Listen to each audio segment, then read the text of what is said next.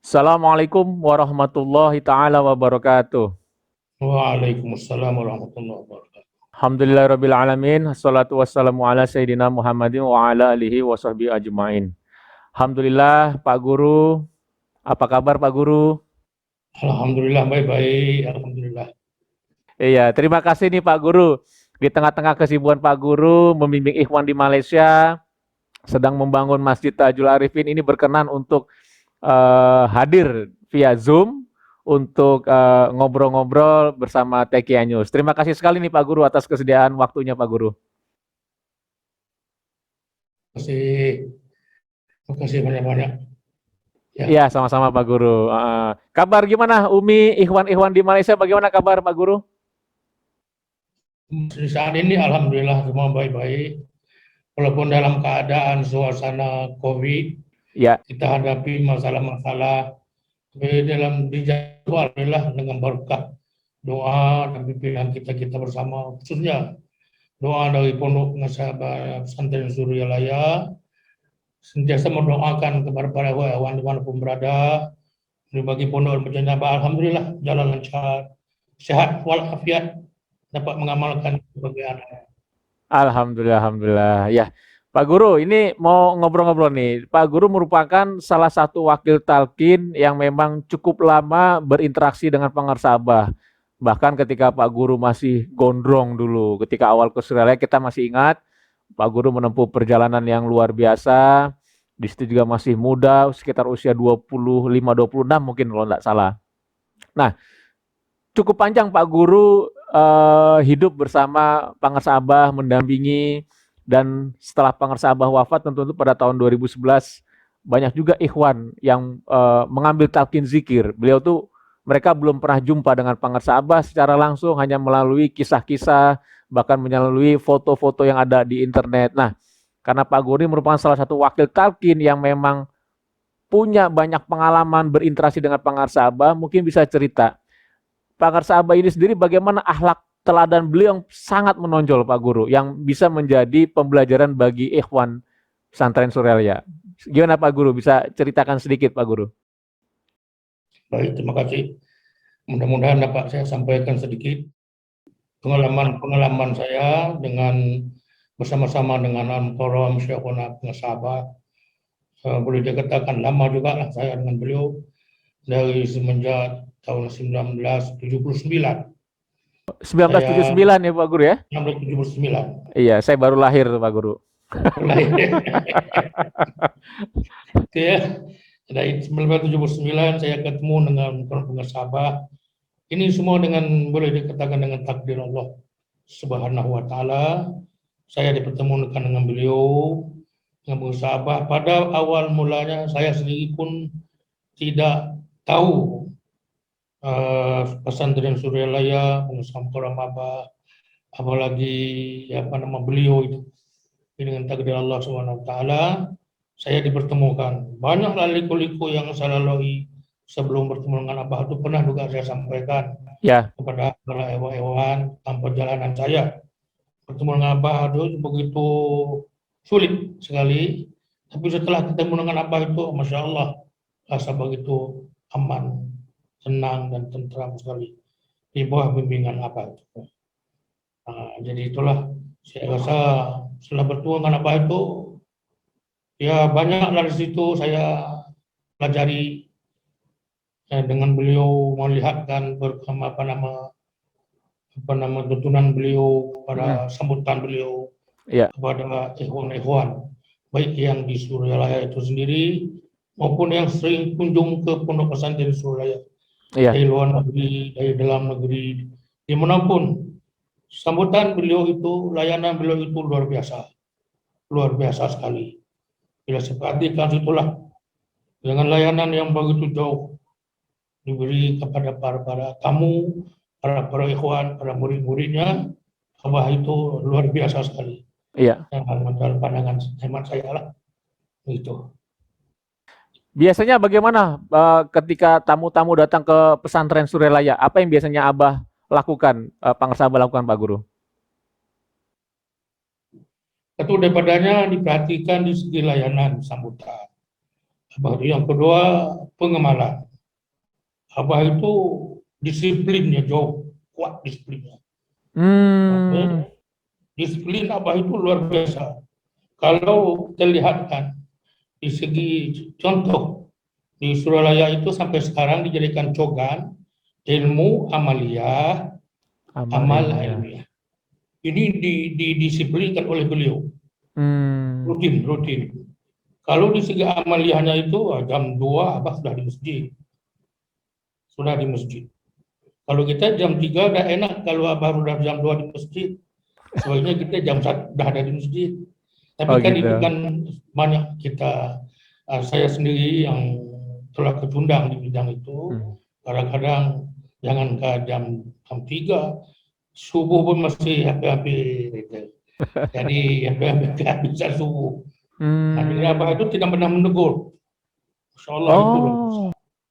Oh, Kamu kenapa tidak sholat karena lewat tidak? Abah menunjukkan dia duluan. oke. Berarti jam 2 Abah di masjid. Kalau Abah sudah jam 2 di masjid, berarti kita harus lebih awal daripada beliau. Nah, Oh, iya, iya, iya. ini begitu. Nah, itu kita perhatikan di situ. Yang kedua, Abah itu habis duha baru keluar dari masjid. Allah. Nah, semuanya, Abah itu tidak geser. Selagi tidak selesai duha, Abah itu tidak geser dari masjid. Waktu itu masjid yang dulu. Masjid yang Hmm. dari atas 10 dulu, yang kecil Ya, yang dulu, yang ya, belum direnovasi sekarang ini.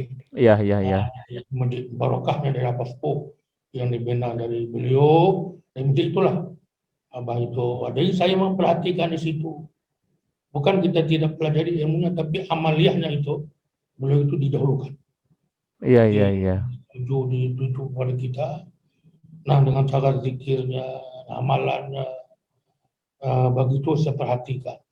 Mhm. Yang agak jauh daripada akhlak beliau tentang pengamalannya, Iya, iya. disiplin ibadahnya, abang itu sambutan kepada tamunya, pada ikhwan-ikhwannya, baik dimanapun berada, dengan tidak pernah saya lihatkan Abah itu tenang sekali. Yang jadi seperti ada masalah. Jadi bila melihatkan wajah beliau itu, kita juga ikut tenang. Iya, Jadi tenang, menjadi gembira begitu. iya, Itu iya, iya. satu-satunya luar biasa. Tidak seperti orang lain. Oke. Jadi Pangersabah ini sangat disiplin dengan amaliyah. Beliau Ya, mencontohkan dan tidak pernah menegur murid-muridnya, kenapa kamu nggak gini, kenapa? Tapi beliaulah mencontohkan, begini loh, jam 2 pagi sudah berada di masjid dan baru keluar itu waktu duha, selesai duha gitu Pak Guru ya. ya. Oke, luar biasa ini. Sedangkan kita kadang subuh juga mepet-mepet Pak Guru. Jadi perhatikan Abah itu lebih perhatikan waktunya kepada kita, Oh hanya ya. kepada tamu-tamu waktu makannya. Oh, oke. Gimana Pak Guru? Sangat-sangat diberi perhatian. Waktu sholat Abah itu ya tidak pernah menegur kamu kenapa tidak sholat. Tapi kalau kita kesan makan, Abah nanya sudah makan atau belum? Kalau belum Eh, makan dulu kata Abah. Nah, eh, dari situ kita terasai kalau kita agak terlewat sholat, beliau itu tidak mengatakan kenapa lewat sholatnya. Tapi kalau makan, Abah menanya kenapa lewat makan, nanti eh, angin. Wah itu luar biasa. Karena juga itu luar biasa. Jadi kita terasa sendiri, oh tadi saya sholatnya telat, terus agak kelewatan. Tapi makannya itu di dulu, di situ. Nah itu perhatikan akhlaknya itu, masya Allah. Kalau baru kita sedang tidur, beliau tidak bangun, Pak. Kata beliau, proses hidup dunia itu ibadah. Tapi jangan sering-sering begitu. Nah, Santunnya itu beliau ya Pak juga Guru ya. apa bagus itu ibadah juga. Tapi jangan sering-sering begitu, kata Pak. Allah, Masya Nah, Allah. Begitu apa, beliau tuh santun dan ingin menyontohkan terlebih dahulu lah. Jadi tidak ya, menyakiti perkataan beliau itu. ya. Kita tidak menenangkan itu, menenangkan kita. Nah, itulah beliau itu. Jadi kalau beliau ingin memadukan sesuatu, saya contohkan itu.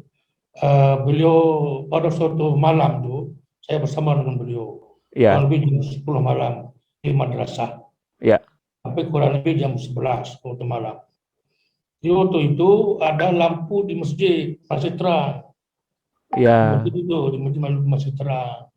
Abah nanyakan kepada saya, Duki, coba perhatikan, coba lihat di masjid itu. Apa yang dibikin sampai sekarang jam sudah hampir 11, masih mm, lagi nyala lampu itu. Coba lihat di masjid, apa ada di situ. Saya pun pergi. Nanti kalau ya, ada apa-apa, lapor dengan apa. Nah, begitu. ya, Saya pergi ke masjid, lihatnya, oh, lampu masih terang lampu di masjid. Rupanya di situ masih disiap-siapkan, besok lagi 2 hari, ada sambutan itu ambang kemerdekaan tanggal oh, 17 Agustus.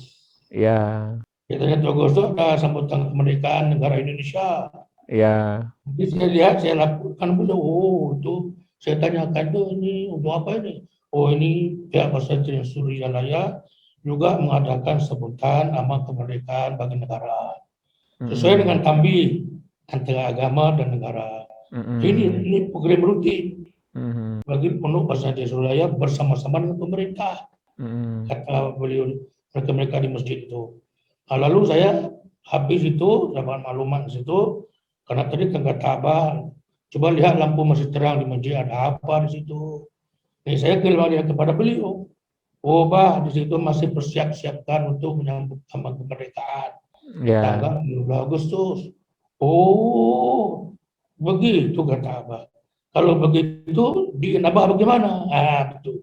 Beliau saya. oh, Kalau begitu di Nabah itu bagaimana? Apakah masih juga ada sambutan bagi negara Malaysia di sana? Harus kalau begitu. Kalau gitu Nabah juga harus. Jadi beliau itu oh, tidak mendukung secara keras. Secara begitu.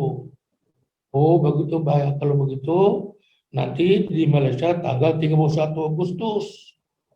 Bagus kata Abah setelah di Surabaya dilaksanakan bersama dengan pemerintah. Nanti Juki di Nabah juga harus begitu. Sama-sama mm, sesuai dengan kami mm, agama dan negara.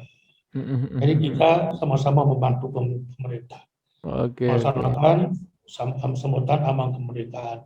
Jadi dengan cara tidak langsung kita merasa itu satu petunjuk iya, yang menginginkan iya, iya, supaya iya, apa pondok pesantren Solaya dimanapun berada dapat bersama-sama dengan pemerintah di iya, setempat. iya, iya, Nah, oke, cara oke, abang petunjuk pilih kemahnya luar biasa.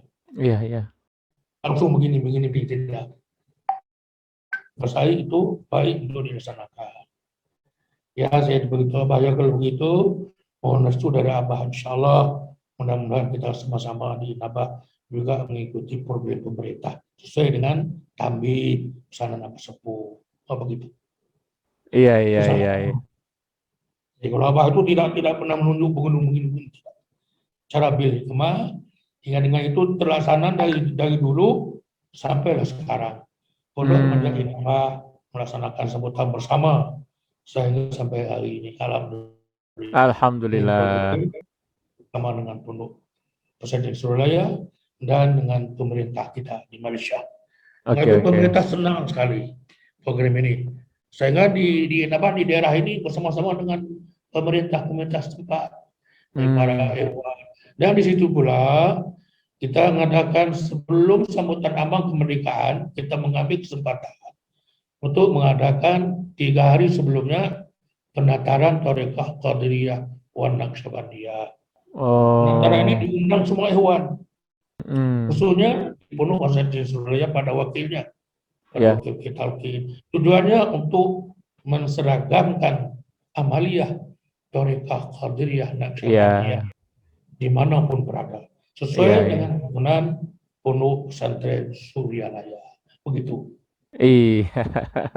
Jadi momen apa namanya Hari Kemerdekaan Malaysia itu juga 3 hari sebelumnya dimaksimalkan dengan mengadakan pelatihan mubalik Ya, untuk para ikhwan TKN Suryalaya. Dan terakhir itu tahun 2019, alhamdulillah saya ikut hadir di sana Pak Guru. ya, Iya, tahun 2000. Habis itu saya menginap di ini di apa namanya? Di asrama tuh, asrama yang Inambah 2000. tuh banyak bed tuh dari Ikhwan dari Ya, ya, berbagai ya, ya, daerah, ya, dari berbagai negeri tuh. ya, ke atas. Alhamdulillah. Dan masih ada datang itu almarhum Kiai Haji Soeharto. Ada suatu, ya, ya, sama. Iya. Jadi Pak Guru kalau mendengar kisah Pak Guru ini menarik ya, cara Pangersa Aba itu mendidik itu tidak direktif yang sifatnya kamu harus begini, harus begini, harus begini. Tetapi beliau tuh lebih mengambil dari sebuah kisah cerita, tetapi akhirnya bisa masuk ke dalam kolbu kita bahwa pesan beliau nanti rayakan juga di Malaysia kemerdekaan gitu kan. Jadi beliau Ya, tidak direktif. Nah, ada contoh-contoh lain nggak bagaimana cara Pangarsa Abah mendidik murid-muridnya, Pak Guru? oh, Yang sangat membekas di Pak Guru. ya, maksudnya bagaimana? Cara Pangarsa Abah mendidik murid-murid Ikhwan Ya, yang itu menjadi keteladanan dan sangat berkesan bagi Pak Guru saat melihat atau tahu itu. ya, kalau saya lihat dari segi bimbingan muridnya itu, juga kalau dilihati secara hewan yang ditemukan oleh Allah dengan beliau itu agaknya tidak begitu juga sama seperti para wakil-wakil talqin yang lain. Ya, Yang pertama ada cara yang tersendiri. Cara tersendiri ini adalah salah satu petunjuk dari Allah Subhanahu Wa Taala. Jadi kalau saya itu bertemu dengan Abah itu memang saya ingin sama sekali pada awalnya mencari seorang mursyid. Ingin mencari seorang mursyid yang saya sendiri anehnya pada ketika itu belum tahu apa itu mursyid. Tidak kenal kaidah apa nama sikap seorang mursyid. Tapi dalam hati saya, keinginan kemauan saya sudah kuat sekali ingin mencari seorang mursyid yang boleh membimbing rohani saya. Di samping ilmiah yang saya pelajari sedikit sebanyak di sini untuk membimbing rohani saya. Dengan kuatnya keinginan menjadi seorang mursyid itulah maka Allah pertemukan saya dengan beliau. Nah, saya pertemuan itu jauh sekali lah. Sulit pada mulanya. Jalan ya, kaki, seperti mana saya sampaikan dulu. Dari sini ke Pulau Bidin dulu, ke Bandar ke Losta, ke Pining, ke Kuala Lumpur, ke Singapura, ke Tanjung Pinang. Itu pakai kapal laut tuh. Tanjung Pinang, Tanjung Priok, Jakarta. Dari Jakarta jalan kaki itu ingin mencari. Tujuan ingin mencari. Karena ingin mencari itu akan bertemukan Allah SWT kurang lebih sulan jalan kakinya dari Jakarta ke Surabaya, bertemulah Allah SWT dengan beliau. Tepat bertemu itu waktu tahajud di oh, jam Surabaya. berapa tuh Pak Guru? Jam kira-kira jam 2 lebih sampai jam 3 pagi-pagi. Karena Abah sudah tunggu di depan sana. Pada waktu itu belum ada hubungan sampai HP, telepon belum ada. Tapi Abah sudah nunggu di depan masjid madrasah itu. Nah, sudah tunggu. Waktu itu saya merasai luar biasa sekali. Nah, jadi nunggu situ ditanya ini, dari mana kamu? Untuk apa kamu ke sini? Tujuan apa? Sebentar saja. Abah langsung ke masjid. Abah sudah pergi ke masjid, saya juga diberi sambutan oleh iparnya, yaitu Pak Adi Kurnia. Yang memimpin itu punya almarhum pada hukumnya itu ipar kepada Abah itu sendiri. Beliau lah yang bawa saya naik atas madrasah, lihat nanti kabarnya ketemu dengan beliau. Saya pikir beliau lah Abah itu, ya saya belum kenal. Dengan gaya dia pakai jubahnya, dengan serbannya, dengan gaya rupanya itu besarnya, tingginya. Wah, saya sudah ketemu dengan keluarga, saya cari. Jadi rupanya selepas 3 hari ketemu dengan Abah itu, rupanya bukan beliau, Abah itu yang lain. Yang pertama kali saya ketemu awal sebelum di masjid itu, di situ. Itu bila saya perhatikan situ, dimulai situlah jiwa saya sudah mulai senang sekali. Rasa dingin, keinginan itu amat kuat sekali itu. Tapi belum merasa ketemu, keyakinan sudah ada. Dan waktu situ saya sudah dulu naik di madrasah, diberi apa rehat dan sebagainya. baru lepas 3 hari baru saya ikut program. Nah, dididik yang pertama itu Abah menerima saya diberi tempat khusus, yaitu dari ke sungai. Kita renam ke Sungai, ya itu pertama diterima saya di sungai oleh Abah. Rendam di Sungai Citarum, airnya paling dingin sekali. Di bawah pohon bambu. Sekarang sudah ada warung situ. Dingin sekali airnya. Tidak boleh membunuh barang yang bernyawa. Itulah mula ujian yang pertama. Di bawahnya dihadiri dengan penuh lintah-lintah. Tahu lintah kan? Ya, lintah. Nah, di atasnya dengan nyamuk penuh. Nah, ini penerimaan Abah keamanan saya. Di Sungai Citarum itulah saya merasai. Tapi saya senang sekali itu. Walaupun di situ ditempatkan, jiwa saya senang. Karena saya merasai saya yang diterima cara begitu. Bukan semua orang saya begitu. Betapa syukurnya saya itu. Itu hampir 2 minggu kurang lebih. Sudah 10 hari, belum sampai 2 minggu, diambil oleh Pak Dikurnia, dinaik kembali ke atas. Itulah saya merasai, Masya Allah, luar biasa. Berarti darah-darah yang kotor-kotor tadi dihisap dengan lintah, dengan nyamuk, dibersih dulu oleh beliau. Sebelum saya ditalkin pikir oleh beliau. Itu cara itu tidak dapat bisa saya lupakan. Sampai sekarang. Insya Allah, luar biasa. Kalau boleh bertanya Pak Guru, apa yang membuat Pak Guru itu mau untuk melakukan hal itu? Hampir selama 2 pekan berendam lah itu di kali, di bawah lintah, di bawah itu kan sangat tidak mengenakan tentunya untuk awal-awalnya. Tapi apa yang membuat Pak Guru waktu itu kok mau mengikuti perkataan Pengarsabah untuk melakukan hal itu? Itu saya merasa senang. Jadi jiwa saya itu merasa senang sekali. Itu adalah satu kehormatan diberi pada saya. Jadi saya sampai waktu pada masa itu tidak ada pikir ini susah, ini sulit begitu. Padahal senang itu tidak tahu bagaimana tiba-tiba datang begitu. Saya juga tidak tahu. Oke, itu sudah kehendak Allah begitu. Berkah beliau itu, jadi saya laksanakan dengan hati yang ikhlas.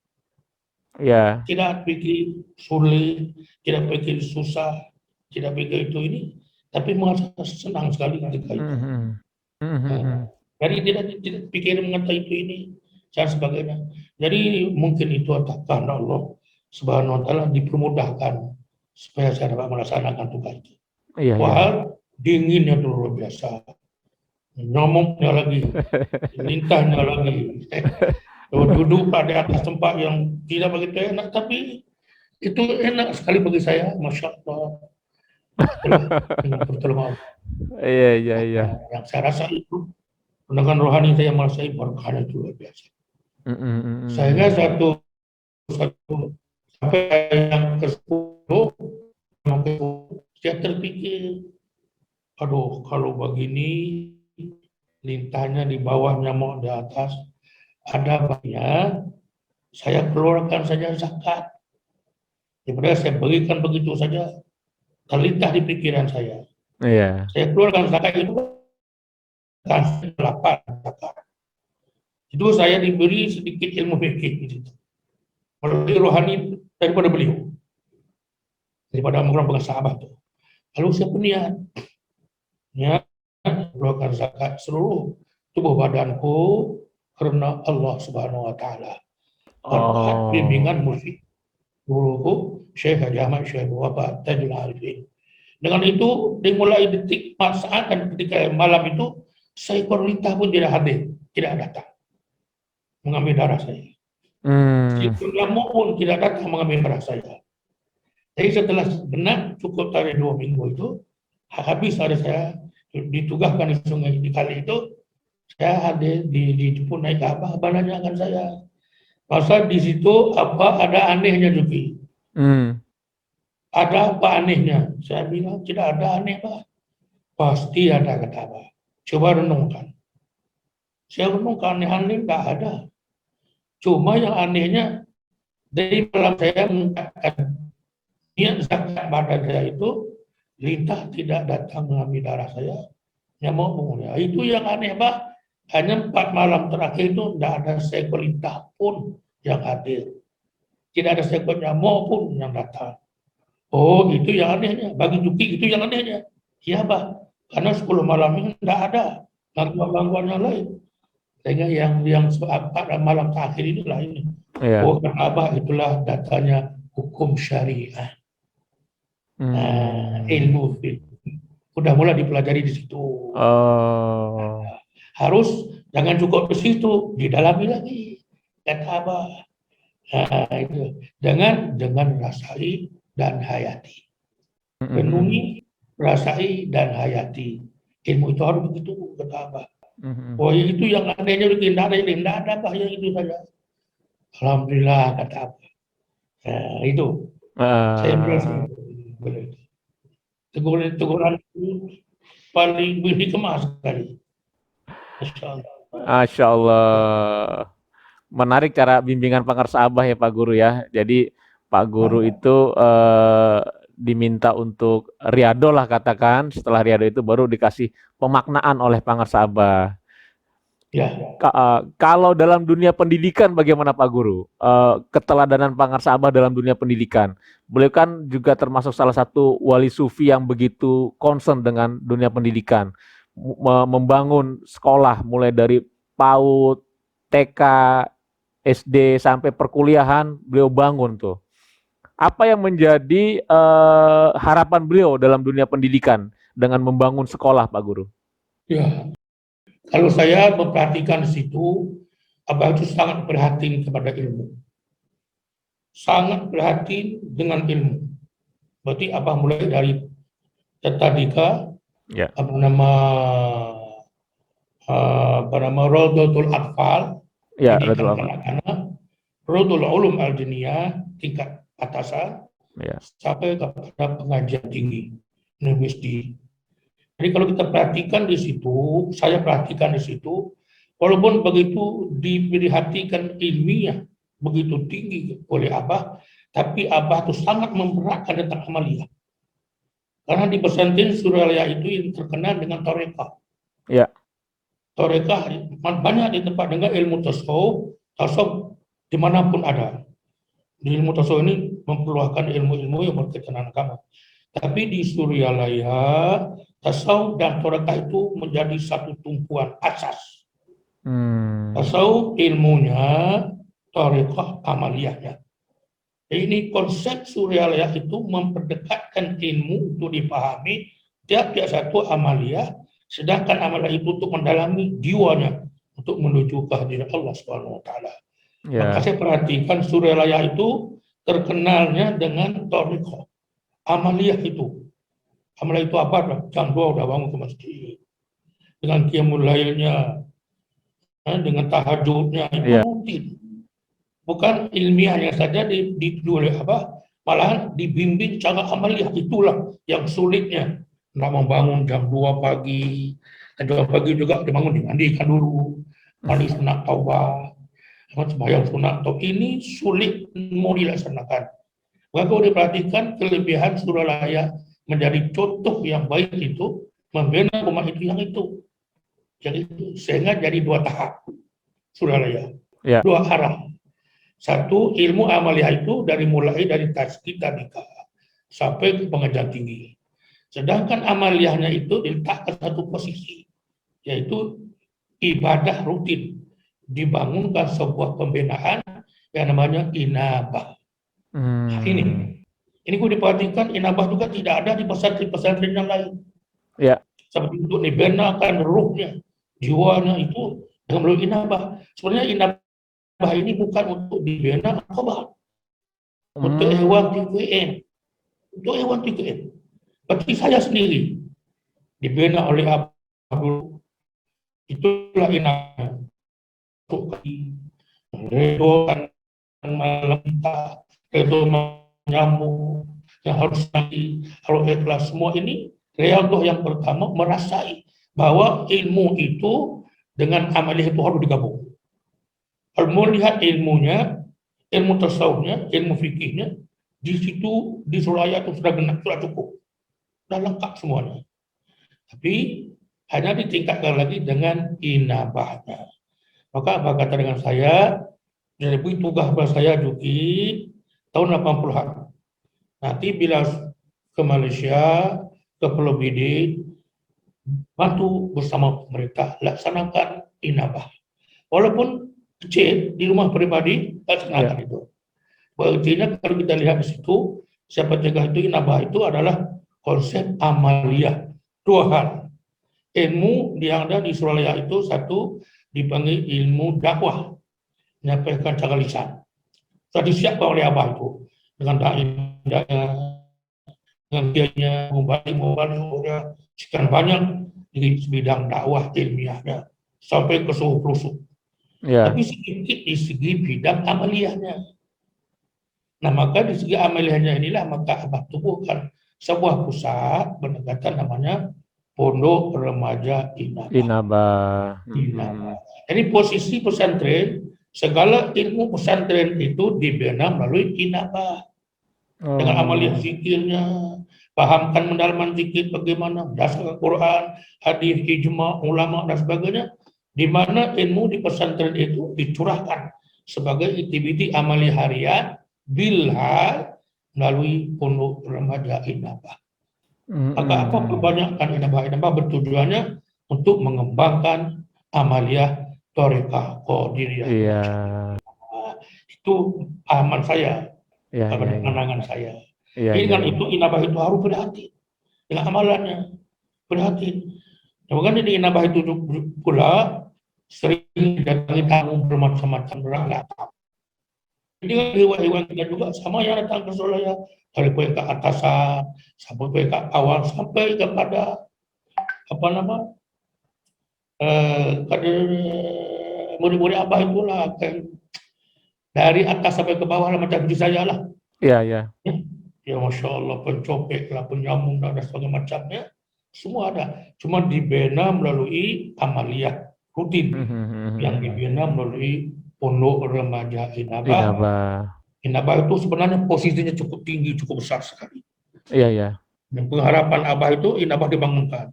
Bukan untuk mencari sesuatu, bukan untuk mengingat sesuatu, untuk mengembangkan ajaran tasawuf, amaliyah, thariqah, qadiriyah, naqsyabandiyah, pola pokoknya melalui zikrullah, jahad, dan khafi. Ini Inabah. Jadi kita bicara Inabah itu posisi Suralaya itu besar sekali. Dengan ini, maka datanglah pemerintah-pemerintah yang bermasalah. Ingin pertolongan dengan kuasa di Suralaya, kata Abah, kalau mau dititipkan di pondok kita ini sulit, karena tempat pengajian khusus. Tamu yang belajar, tamu yang datang pengunjung, kalau mau diinabahkan ya, nanti diuruskan dengan Pondok Remaja Inabah yang ada di Siberem pada ketika itu. Ini dibina oleh Pak Ana. Yang pertama di Surabaya. Jadi dengan Inabah inilah maka berkembangnya amaliyat, thariqah, qadiriyah dan sebagainya. Karena sesuatu yang sudah dilaksanakan kaidah rawatan dan pemulihan itu tidak bisa manfaat kecuali harus kembali kepada Allah melalui kaidah rawatan Pondok Inabah dengan apa yang telah diilmukan di pondok pesantren Suralaya. Maka di Pondok Inabah kita di Kedah ini, setelah selesai pembinaan kita aturkan ke Suralaya. Sambung lagi belajar di Suralaya, meningkat di segi amaliyah ilmiahnya. Nah, itu harus disatukan. Tidak mencukupi dengan pembinaannya, oleh karena di Kedah di Malaysia belum ada pesantren seperti Suralaya. Setelah tamat pembinaan di Pondok Inabah, maka kita lanjutkan 5 tahun di Suralaya agar langsung mengambil kaedah-kaedah di Suralaya itu bersama-sama dengan Abah, khususnya paling tidaknya mendapat barokah dari pondok pesantren Suralaya. Itu paling pentingnya barokahnya itu. Luar biasa. Kalau di Malaysia sendiri tempat Pak Guru tahun berapa tadi mulai Inabah didirikan tuh? Tahun 80 berapa tadi tuh? Mulai nambah tahun 80. Operasi tahun 81. 81. Pada tahun itu yang mulai kunjung pertama Haji Baban. Haji Baban sendiri bersama Ya, dengan Ikhwan Singapura. ya, Melakukan Musa Jali, wakil talqin Abah pada ketika itu. ya, Yaitu Yusuf Wanjo, juga sama dengan Haji Baban pada ketika itu, tahun 80-an. ya, Beliau melihat sendirilah pada itu sangat daim lah, ya, karena Inabah itu rumah pribadi saya sendiri. ya, ya, Dan karena beliau itu mengharapkan, saya laksanakan kehendak beliau. ya, Alhamdulillah dari Pulau Bidin, beberapa tahun dilaksanakan, sehingga lah sampai pada tahun 1996 kita berpindah ke Jabarsu. Ini Tabasu. pun banyak berlaku di Pulau Bidin itu. Bila saya laporkan Abah 2 hal situ Sabi. Kalau saya kena diganggu oleh sedikit-sedikit, Sindikat dadah. ya, sedikit-sedikit di Pulau Bidin itu, supaya Inabah itu ditutup.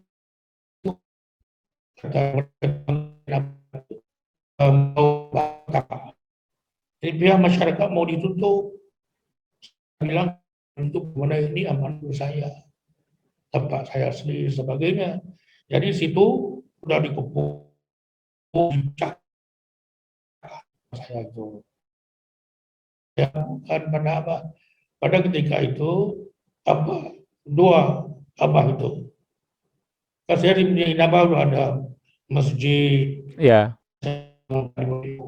sudah ada rumah pribadi yang bagus, untuk tamu-tamu hewan-hewan.